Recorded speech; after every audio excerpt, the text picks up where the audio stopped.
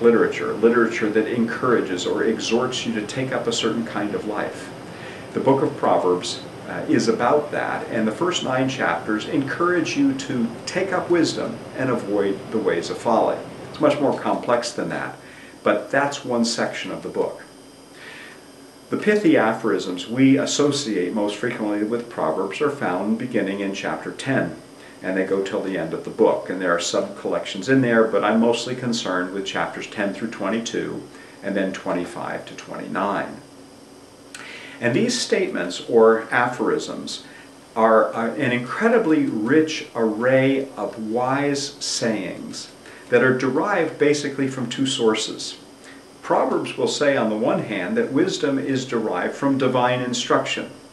The fear of the Lord, for example, it'll say, is the beginning of knowledge and the beginning of wisdom. But even more than that, or let's say coordinate with that, Proverbs believes that wisdom derives from disciplined experience and reflecting on the experience of life. Indeed, a lot of Proverbs is rather humorous or very telling regarding how we live our lives.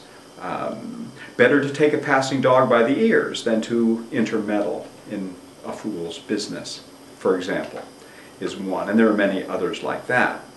So Proverbs both gives us divine wisdom, but what we might call human wisdom, or wisdom that is gathered from a living a long life of observation and then distilling it into these brief statements. Chapters 10 through 31, and especially 10 through 22 and 25 through 29, emphasize these kinds of statements. But rather than being simple or simplistic, these, as I argue in the book, are aphorisms that explore complexities of life. Proverbs explores complexity through simple statements. And that's what makes it so endearing to us today, because we are well aware, all of us, of the complexities of life as we face them, and we wish we had a guide that was simple enough so that we could understand it, short enough so that we'd have time to read it, and memorable enough so that we could carry it with us. And the Book of Proverbs gives us all 3.